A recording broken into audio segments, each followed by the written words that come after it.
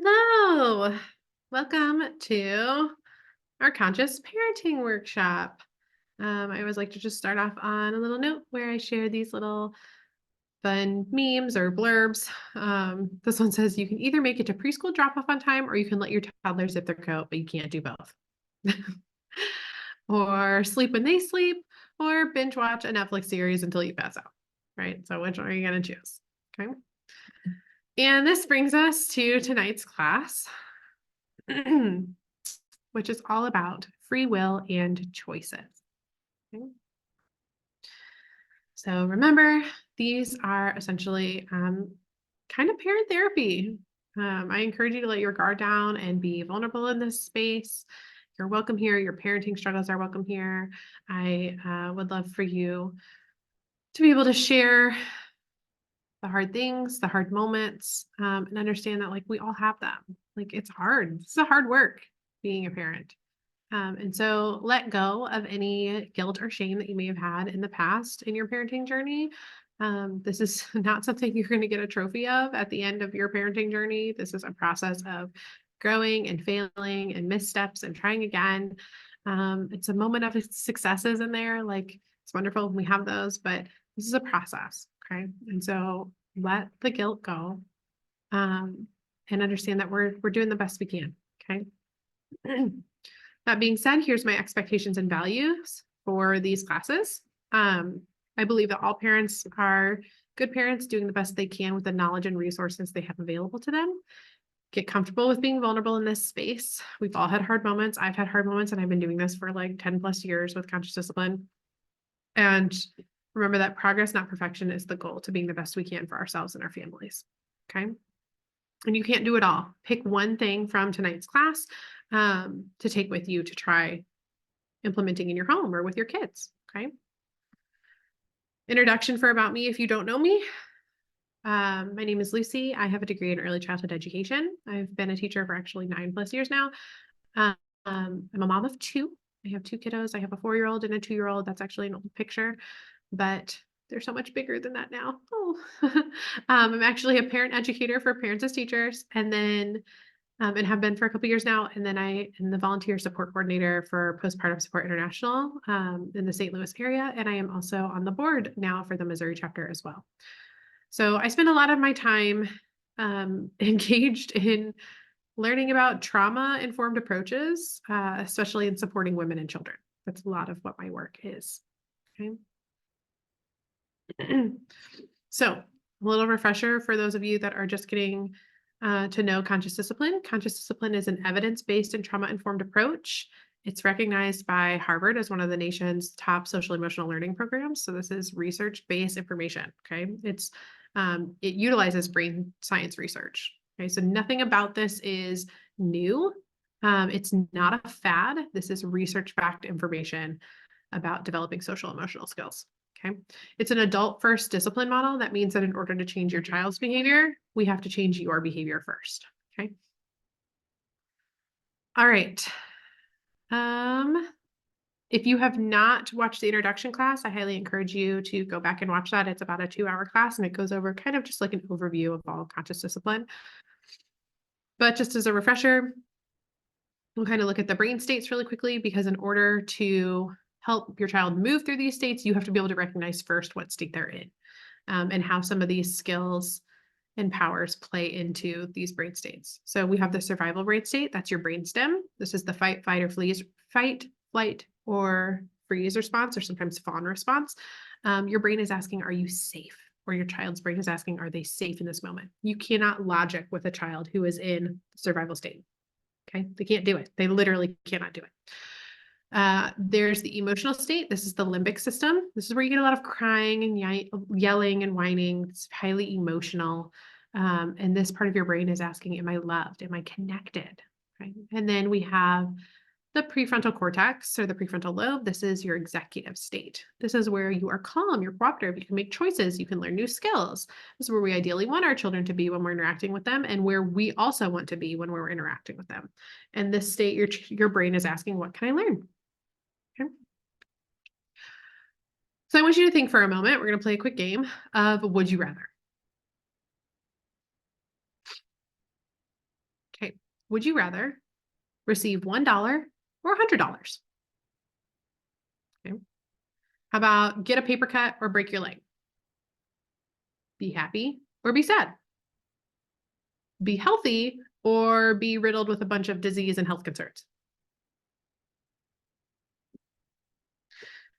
Okay, I'm willing to bet you didn't really have to think long about those choices, right? Those are like, yeah, obviously I want the $100, or obviously I want to be healthy. Like I did, yeah, that's really easy choice. Okay. All right, now we're gonna play again. Would you rather live in the city or the country? Would you rather eat a cheese stick or a spoonful of peanut butter? Would you rather work out late at night and then sleep in, or wake up early but then go work out in the morning? Would you rather choose a lucrative 9 to 5 career that you hate, or a flexible, low paying job that you love? Would you rather help a friend out when you're already stressed, or would you rather say no and possibly upset them but protect your inner peace? Okay. Now, I'm willing to bet that while some of those seem like simple choices, many of them may have been harder for you, right? And they are this way because they're personal. What's best for you may not be best for me, and vice versa. For example, the cheese stick and the spoonful of peanut butter probably seem like maybe a really simple choice to have to make.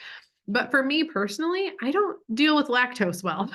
It does not sit well in my body. So I really don't want that cheese stick. But I also hate peanut butter and I hate the texture of peanut butter. I don't like things sticking to the roof of my mouth. I think it's like bleh, gross. I don't like it. I like peanuts, but I don't like peanut butter. So for me, this is kind of a hard choice to make. I really don't want either of these things, but if I had to choose one, I'm probably going to choose the peanut butter because it's at least not going to upset my stomach.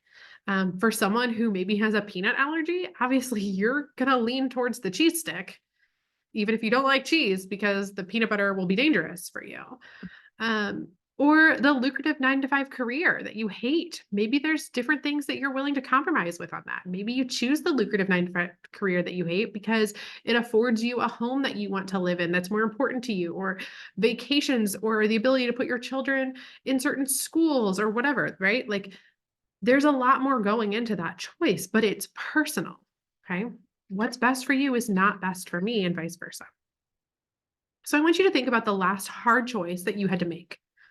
Think about what your why was. Why did you end up making the choice that you did? Okay. Maybe it was a big decision and maybe it wasn't. Maybe it was simple, like the cheese stick and the peanut butter. But what was the last hard decision you had to make? Maybe it was what you had for lunch.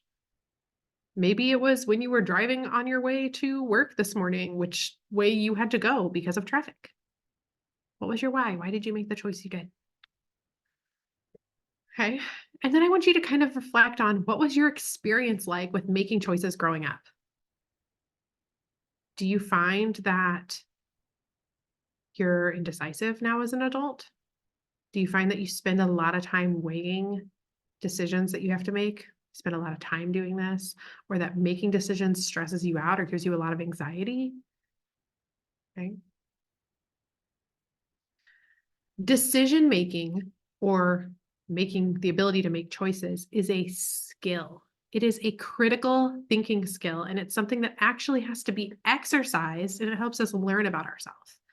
And the ways that it helps us learn about ourselves, it helps us learn like what we value, what's important to us, how we, what we want to strive for, how we're going to make choices to get there. It's going to impact our day to day, right? And the value of choice is relative to the person making it, right? When we try to make a choice for someone else, we're trying to control them, which engages us in a power struggle. This is where we're going to get to our power for this class, okay? Power is not controlling other people. Power is the ability to control yourself.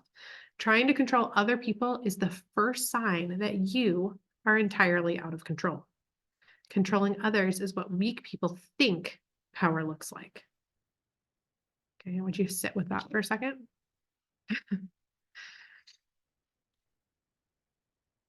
this leads us to our discussion for tonight, which is the power of free will.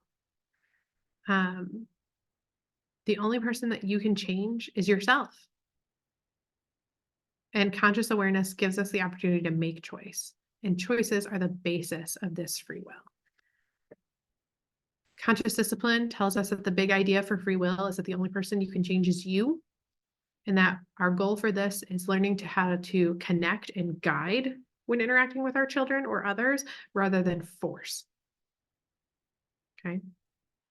Now, this is tricky because the traditional models of discipline that most of us were raised with or taught is that it's our job, especially as parents, to make other people behave. It's our job to gain compliance. It's our job to control the behavior of our children, right? And traditional discipline models tell us that this is possible, that it's possible to control other people, or it's possible to control our children. It's possible to make them change. And that power is not only desired, but it's necessary. And that our failure to control others or our kids means that we're failing as parents. Okay. Now, this failure to control results in punishment often. I failed to make my kids listen. I failed to make them obey to me. So they have done something wrong. And now I have to resort to punishment in order for me to gain back my power in compliance. Right? How many of us have experience with this, or maybe experienced this as children ourselves? Okay. Now, many of you who have had experiences with other people in your life who maybe made some not so great choices probably understand that free will is a thing, right? If you've ever experienced someone or cared about someone who's struggled with addiction, you probably realize that you cannot force them to stop. You cannot force them to make a different choice or decision. This is the basis of free will, right? You can't force someone to do something. As much as it pains you, as hard as it is, they have free will, right? And so we get into power struggles over free will with those we care and love. And for our children, most often, they will engage in these three are the big ones. They will engage in lots of different power struggles, but these three are typically the ones that they latch onto because they realize that they have free will over these things. You cannot force a child to sleep. You cannot force a child to use the bathroom, and you cannot force a child to eat. And so many of you have probably experienced big power struggles with your kids when it comes to eating, sleeping, and toileting, right? So conscious discipline teaches us that I can't change other people. I can change myself. When I make conscious decisions about myself, then I am empowered. I can control the person that I want to be in the given situation, and that my power doesn't come from controlling other people or my children. It comes from me. My power comes from within myself and the choices I'm making. Okay. And because I know I'm only responsible for myself and my own actions and my own emotions, when I have things that don't go my way, instead of seeking to punish, I seek to find solutions and to problem solve. Okay. This can be tricky because conflict inevitably will happen between two people who are choosing different things, right? And traditional models tell us to view conflict as bad. It's to be avoided. We don't like it. It makes us uncomfortable. And if conflict arises, then we as the parents have failed to control the situation appropriately. Okay. It's frustrating. The reality is that conflict is a necessary part of life. Okay. Conflict itself is neutral. It's going to happen because we are not all the same people, right? You and me are different people. We're going to have conflict. We're going to see things differently. We have different experiences, different perceptions of things. And it's not good or bad. It just is. And it's an essential part of the human experience. We have to learn conflict resolution and learn skills to navigate these situations in a healthy way. And that conflict offers us an opportunity to learn and reflect. So in the traditional model, children must they must feel bad in order to learn, right? In the conscious model, children must be taught. Okay. So this is kind of this difference between, again, if we feel like we have to control, then we feel like we have to power over and we have to punish. We use fear as the motivator, but we know that fear is not a good teacher. So even if the behavior stops in that moment, even if you've scared your child enough to not do something right then, you have not taught a new skill to replace the behavior. So it will continue. You will see the behavior again, right?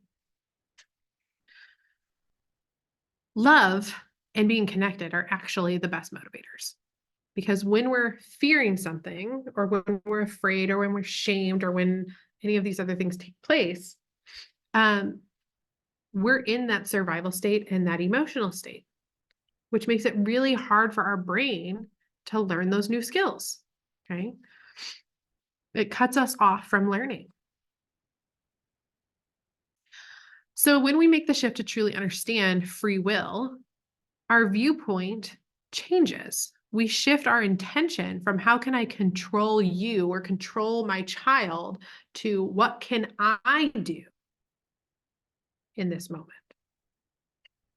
It focuses on what we can do on our end rather than focusing on the negative of what may be happening.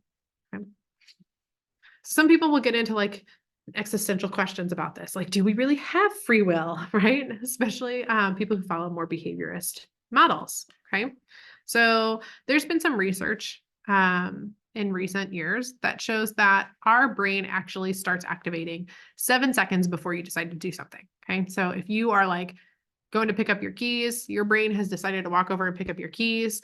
And whether you do or don't do that, whatever your brain is thinking is considered like the conscious part of your brain. It's the impulse control. Okay. That's considered our free will. Okay. Now, impulse control, this part of our brain, that conscious, like that 7 seconds about whether our brain tells us to do something and we either do it or don't, doesn't develop in children until between the ages of 3 and 9. Now, first of all, that's a pretty big span, right? 3 to 9 years old, that's a pretty big span when this can develop for children. But my biggest like soapbox issue with this is stop asking children when they've engaged in a negative behavior why they did something. They don't know. Their brain followed a pathway, told them to do something, and they don't have the impulse control that we have as adults to be able to stop it. Okay. It's just not developed in them. It's part of their brain growing and developing. They don't have impulse control. That part of their brain has not turned on yet. And are shaming them and asking them or yelling at them, why did you do that? Why did you throw that toy down the toilet? Why did you? They don't know. They don't know. Their brain told them to do it. It seemed like a good thing for their brain. And they did it. Okay. And so that's really, really hard. And when we do that, we add that shaming and it creates this negative self-talk. Okay. So there's behaviorist theory, as I kind of mentioned before, that states that we don't really have free will, right? We just respond based off of conditioned stimuli. Okay. Many of you may have heard like the story of like Pavlov's dog, right? That they rang the bell, they fed the dog. They rang the bell, they fed the dog. They rang the bell, they fed the dog. They did this so many times over and over that even if they would ring the bell and not present food, the dog would start salivating. Okay. It's a conditioned response. It's a behaviorist model. Now, I'm not saying that that's not reality. Okay. If behaviorist models are super, super helpful for things like emergencies, right? If you hear that fire alarm go off, you want to respond. You hear that tornado siren go off, you want to respond. That's important. Okay. We know that that's why we practice those things in schools. That's why we practice fire drills. Okay. We want children or us as humans to have a default pathway for our brain to follow in that moment. Super, super great for that. Okay. However, that model is not always helpful when our children start growing up. Okay. You can yell at your kid every single time they do a negative behavior. But the reality is you are not always going to be there to uphold that behaviorist conditioning. Your teenager your child will grow into a teenager who will be engaged in some really challenging situations, right? And you're not always going to be there to yell at them or criticize them or spank them when they do something wrong. And then when that happens, how do we protect our children, right? And so this is where we want our children to be in that prefrontal cortex of their brain. Because when we do that, we're exercising that critical thinking. And if we exercise that critical thinking part of their brain, then they will be able to evaluate as they get older what choice is best for them, what choice is going to keep them safe, what choice is going to help them down the road based on the things that they want out of their life. Okay. So we have to, behaviors conditioning is great for some things, but this is where we need to develop their critical thinking. Okay.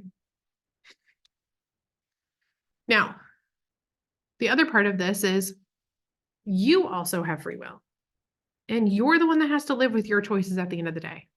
And I'm willing to bet, and I've had moments, I'll be the first one to say that I've had moments where I've reacted to my kids and I felt yucky at the end of the day about how I handled it with my children, right? Like at the end of the day, you have free will. You get to decide how you interact with your children.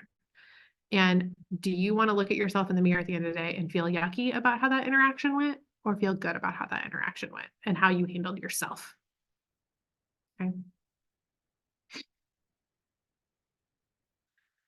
So when we look at this, we're going to change our mind from how do I get or make my child behave, clean up their room, do their homework? How do I make them be nice to their friends, right? Instead, I want you to reframe your thinking to how can I help my child to be successful to XYZ? Okay. This changes our mindset from that punitive response to now a support or helpful or looking for cooperation. Okay. How we help ourselves and our children to, or I'm sorry, how do we help our children exercise this power of free will? Well, the skill that we're going to look at now is through choice. Okay. So most of us were raised with a traditional discipline model that said there was one positive choice and one negative choice. One's right, one's wrong. You better pick the right one or you're going to be punished. Right? Go clean your room or else. Go take the trash out or else. Okay. You better finish your dinner or else. How many of us were raised with that? Okay. Now, the conscious model, the conscious discipline model says that there's a lot of ways to accomplish a goal. Let's work together to find the one that's best for you. And that's the reality in our world today. There is a lot of choices for our children at any given moment. And a lot of them are not right or wrong. They're just different. Okay. So this is something you may have needed to hear when you were a child, or you could tell yourself and your kids now. You are deserving of all the good things you desire, and your needs and wants are important too. Okay. When we're offering choices to our kids, we need to evaluate what is my job as the adult in this moment, and what is my child's job? Okay. What is your job? What's the boundary in the choice giving? We're going to get to that in just a second. And what's my child's job? Now, the struggle with giving choices to our children is many of us are decision fatigued at the end of the day. We make decisions as adults all day long, right? So much so that by the end of the day, most of us cannot stand to make another decision. That is why asking your partner or your spouse what they want for dinner just seems like exhausting. You're like, I don't care. Please just make something. Please just make a decision. It's not like please, I can't think about one more thing, right? We are decision fatigued. That's all we've been doing, right? Your child has the opposite problem. Children's days are constantly controlled by adults, constantly. They have the opposite problem of us. They are craving all of this power and decision-making opportunity, and they don't get it, right? In order to help with that, we need to fill their decision-making bucket. We need to give them as many choices as we possibly can. So that way, when we have to pour out of their bucket and we can't give them a choice, they're not as worried because they know that they're going to have another choice or decision to make soon. Okay. And making choices helps us practice those critical thinking skills, right? And that decision-making opportunity, like we talked about at the beginning of this, right? And we need to help them learn how to make these choices and figure out what's best for them within the boundaries that we're starting to lay for them, that are like these safe boundaries that we can practice this decision making now to help keep them safe. So that way, as they become older and older and are making more complicated decisions, that they can practice that critical thinking to be able to make safe choices for them. Okay. Now, the more choices you give, I want you to remember, if you are firing off that frontal cortex part of the brain that's responsible for decision making and choices, an object that's in motion stays in motion. So if you're giving them all these choices, they're just like making choice, making choice, making choice, making choice, make another one. They keep going. You can keep them moving, right? But if we stop giving them choice, we're throwing them back to this power struggling, that emotional and that survival part of their brain. So again, I want you to think about, what are you trying to accomplish as the adult, and what is your child's job to choose? Okay. So you're determining your inflexible boundary when giving these choices, and then figuring out where you can offer choice. Okay. So you're going to give the assertive boundary, then you're going to give 2 positive choices, not a negative and a positive. You're going to give 2 positive choices. Okay. And then you're going to allow your child, which is best for you. Okay. Honey, it's time to get our shoes on. We have to go. My assertive boundary. It's time to get our shoes on. We need to get our shoes on. You need to get your shoes on. Assertive boundary. You need shoes on. The positive choices might be, you may choose your red shoes or your blue shoes. Which is best for you? Okay. I'm offering choice. Held my boundary. The boundary is, I need you as the adult. I need you to get shoes on. The child's choice is, which shoes? Okay. Offer the 2 choices. Now, you might say, here's your shoe bucket, and throw a bunch of shoes at them, but that's not offering 2 choices. Offer the 2 choices. The more you work within this 2-choice system, the more your child will get used to it, and it'll be easier for them to make choices. Plus, if you just offered them the whole thing, that's really overwhelming. That's like taking your child to a big playground and being like, what do you want to do first? And sometimes they're like, I don't know. There's so much stuff here, right? So offer them 2 choices. We want to help them see what their choices are. Okay. Common struggles that we engage in with this skill is, you'll have a child who just refuses to make a choice. They'll just flat out say no to everything. Okay. Or you'll have a child that I like to call lovingly the 3rd choice kiddo, who likes to come up with their own 3rd option or 4th option or 5th option, right? They come up with lots of their own choices. Okay. So here's some strategies for those things. 1, hold the boundary. You gave the 2 choices, stick with those 2 choices. Okay. Parrot or broken record the choices, I like to call it. So we need to get on shoes. You can choose your blue shoes or your red shoes. No, blue shoes or red shoes. No, blue shoes or red shoes. Okay. You're going to parrot the response so they can see that you mean to hold the boundary. Okay. Then you could also say something like, okay, I'll know you're ready to go to the park when you have your shoes on your feet. I'm going to set the blue shoes here and the red shoes here. I'll know you're ready when you've chosen shoes and put them on your feet and you're standing by the door. Okay. And then disengage. If you have the option to do that, let's say time is not an issue in this moment, disengage. I'll know you're ready to go when you have shoes on your feet. Okay. And then offer them encouragement for making the choice that was best for them, not the right choice. Okay. So let's say they're really excited. They want to go to the park. They finally picked the blue shoes. Oh, great. You picked blue shoes. I'm glad you chose shoes that worked for you. All right, we're ready to go. Let's get out the door. Right? Encourage them for making a choice that's best for them. Okay. So let's say they continue to not make a choice and time is not on your side, right? This is where we are holding those firm, loving boundaries. You have an opportunity right now to make a choice that's best for you. If you're unable to make the choice, I'm going to make the choice for you.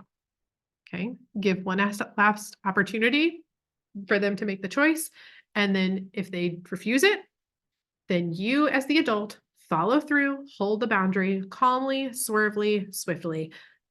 Do not get upset. Do not get up frustrated.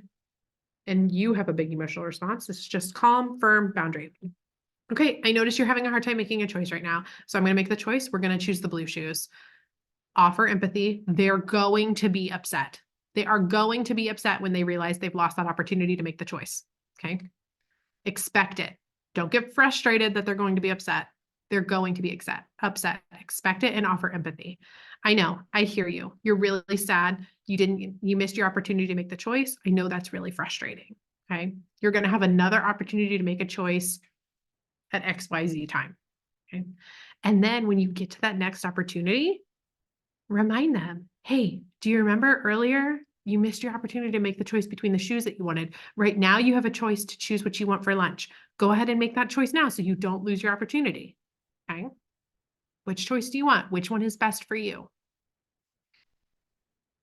Some other strategies for this that I love to use, especially in classroom settings and really anytime with your kids, if you can get your brain in this state of mind, is to add in playfulness. Your children just want to play with you. They just want to play with you. So if you can add playfulness into these choices, it's going to get you so much further. They're going to be way more willing to engage in what you need them to do if you're adding in play. Okay. And it doesn't have to be complicated. That's the trick to this, right? Ask them to do something like an animal, like two different animals or forwards or backwards, or have them pick different colors of things. It does not have to be complicated. Okay. And then we're going to honor the choice. But as a caveat to that, sometimes we have to be flexible. Okay. So I want you to ask yourself when you're in this situation, sometimes they'll make a choice and then they regret the choice almost instantly. So, maybe they choose the blue shoes and then 5 seconds later, they're like putting on the blue shoes and you're helping them get them on their feet. And they're like, no, I want the red shoes now. And you're like, oh my gosh, we're not changing shoes every 5 seconds, right? Like it's okay to honor the choice. That's okay. Now, however, you might have to be flexible sometimes, okay? So you're going to have to evaluate and respond in the moment. Figure out what is your goal in that moment. Sometimes it's okay to let our children feel the consequences of their choices. That's good for them. Remember, this develops that critical thinking skill later on that we want them to have as they get older. And if we don't let them feel the consequences of those choices, and we're constantly saving them from that, they're not learning anything, okay? So, for example, maybe they chose a different cup or a different shirt that they wanted to wear, and now they're upset because they wanted to wear that shirt. Or let's say they wear the shirt, but they decided to play in water, and so they've got a little bit of water on their shirt and they're kind of uncomfortable. Well, you might say, yeah, I noticed you chose to jump in the puddle and now your pants are wet. And you made that choice. You made that choice. And so now we can't go home and change our pants right now. So your pants are going to have to be wet while we go to lunch at Grammy's or something. Okay. So they might have to feel that a little bit. Now, however, let's say your child picks some strappy sandals to wear to the park and you're like, oh my goodness, this is not going to go over well because they're going to end up with a blister, right? That maybe you should have the extra pair of tennis shoes in the back of the car. Maybe let them feel a little bit of what it feels like to have uncomfortable shoes on at the park. And then when they understand the consequence of that action, then you can offer up, hey, I noticed you chose strappy sandals and I see that they're starting to rub your feet and they're starting to hurt. Would you like to put on your other shoes? No. Okay. So again, you're going to have to determine in the moment, what is your goal? Okay. Honor the choice, but sometimes be willing to be flexible. So here's an example of how I use choices with my daughter and how I add in that element of play. And you can see I'm offering her a lot of choice, almost like a ridiculous amount of choices for something like her brushing her teeth. Okay. That's what I'm trying to get her to do here is brush her teeth before bed. And typically you might recognize this as like, you ask your kid, hey, it's time to go brush your teeth. Come on, let's go brush your teeth. And they're like, no, and they just resist you, right? But if you can keep firing them off with choices and lots of choice, you're going to move them through that process. And half the time they don't even realize they're moving through the process because they're just making choice after choice. And they're like, this is cool. I get to make all these decisions, right? We're filling up that choice bucket. Okay. So, and a lot of these choices that I'm giving her are not even something that I care about. They're not even relevant to me, but I'm filling up her choice bucket. Okay. So I'm keeping her cooperative. So here's an example of that. Hey, are you gonna brush your teeth? Are you gonna brush your teeth like? Are you gonna brush your teeth like Kion? Or are you gonna brush your teeth like Simba?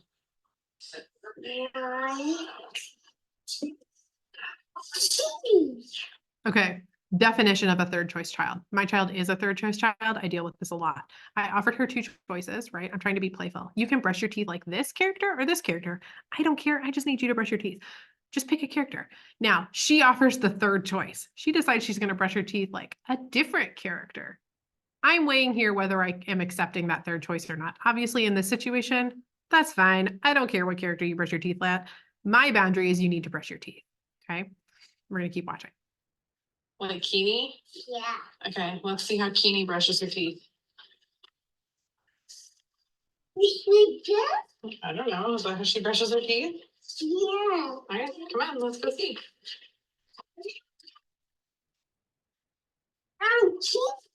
Okay. Does Keenie brush the top of her teeth first or the bottom?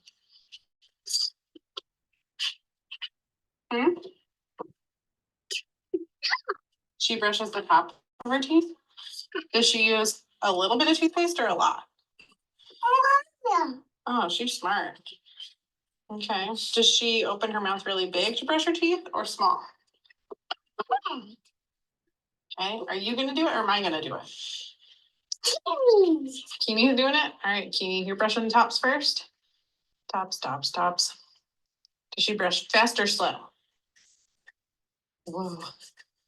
It's so fast.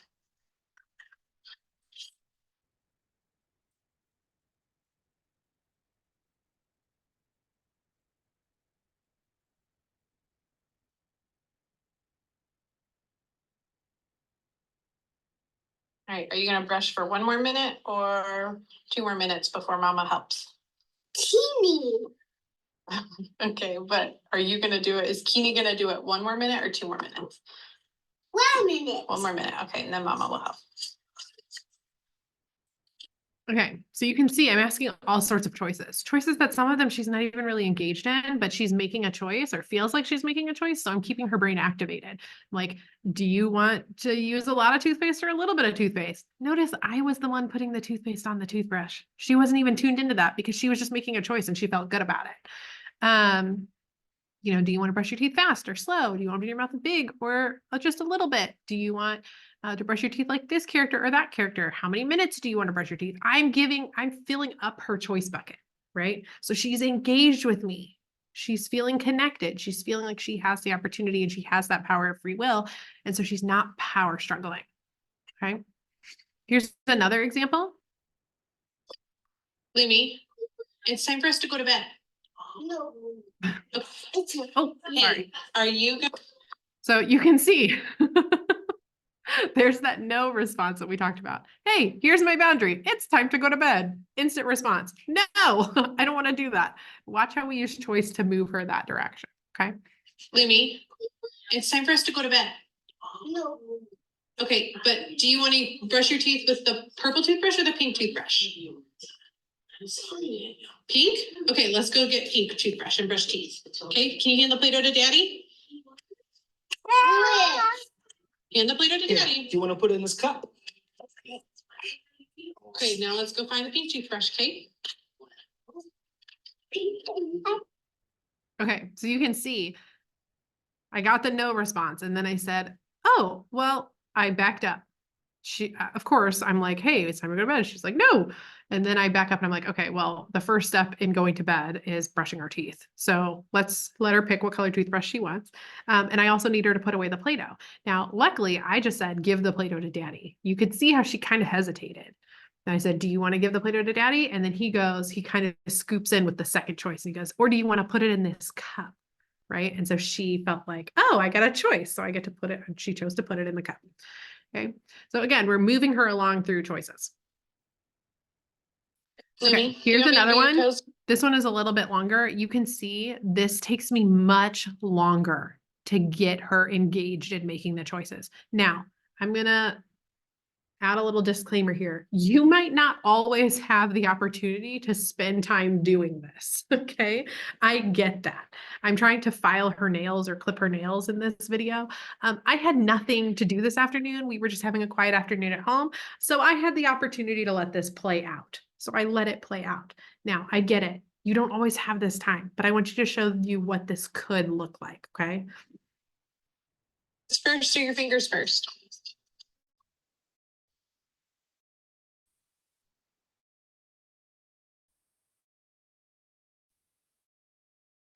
No.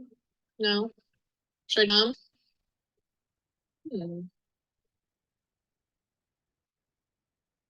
Hey, can you find my eyes? Are my eyes purple today? Look at my eyes. What color are they? Where are you? What color are my eyes today? They're blue? Are they blue or are they green? Come look. Are they blue or green? Come look. You think they're blue? Should you come check? Do you want to crawl over to mommy like a bear or like a tiger? No. Like a bear or a tiger?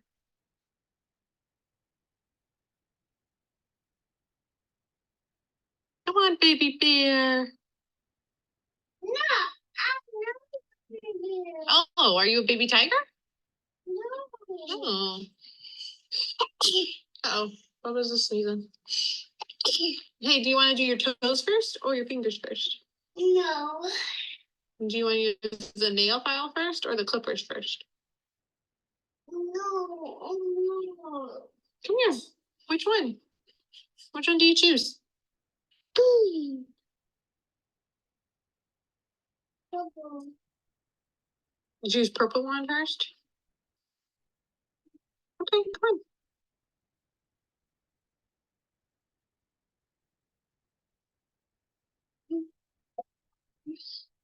Ooh, you chose to roll all the way over here. Whoa, that was good. No. No. All right. Are you gonna watch Lion Guard or Fruit while we trim your nails? Lion Guard. All right, come on up. Do you want to do your fingers or toes? Fingers. Fingers first? Yeah, I'm to do thumbs. Okay, we'll do thumbs first. Okay. Okay, great. Thanks. Lumi, do you want me to do your toes? Okay, so you can see that played out. That took a while. That took a while for me to get her engaged in making the choices.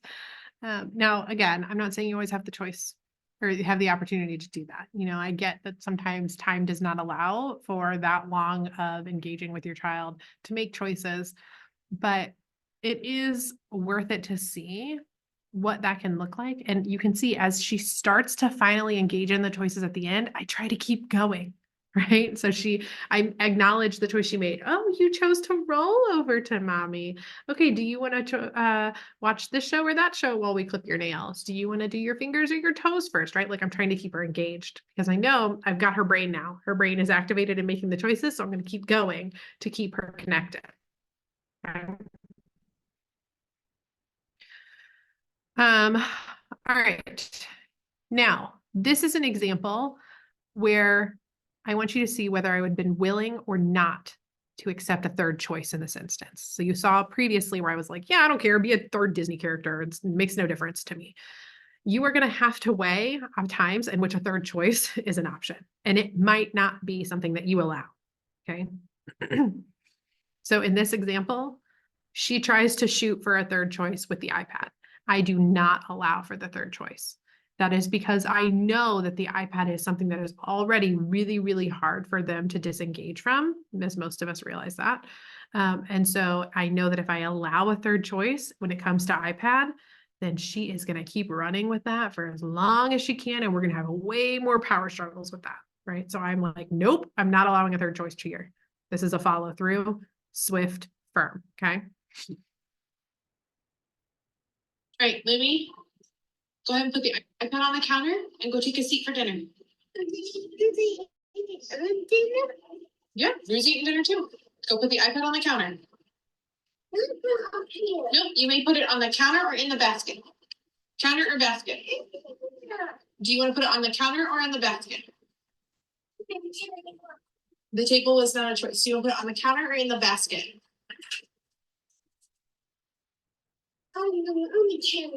Okay, put it on the counter. Go ahead and put it on the counter.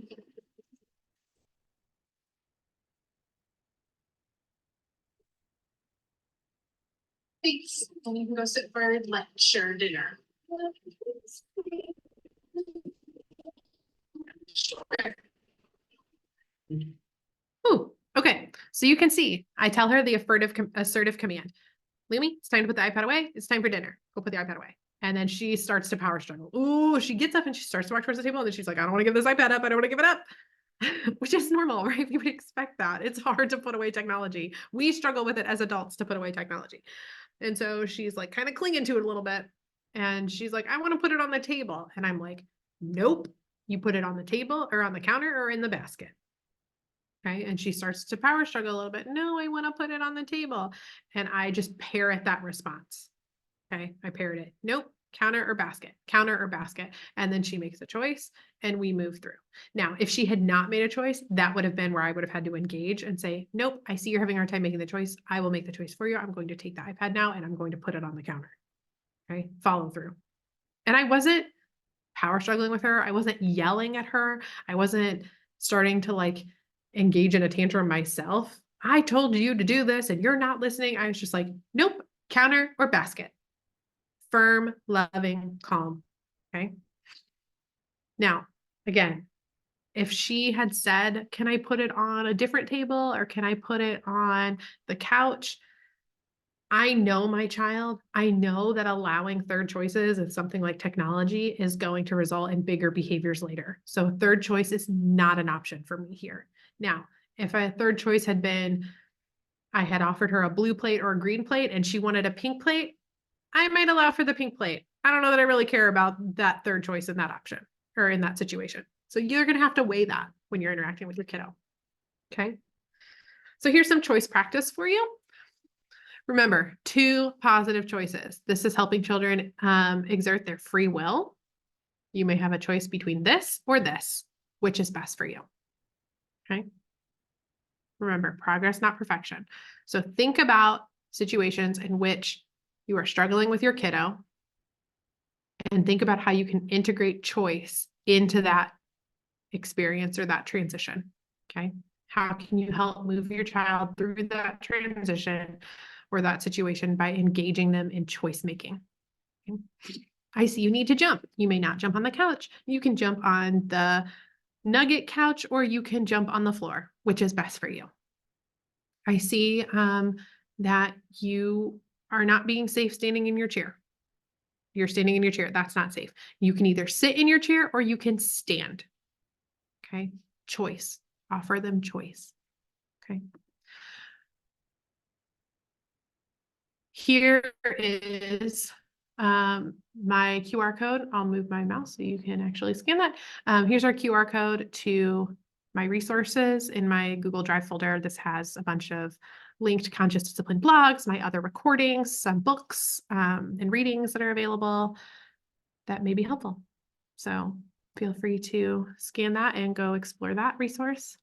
And then remember that don't let yourself become so concerned with raising a good kid that you forget that you already have one. Thank you.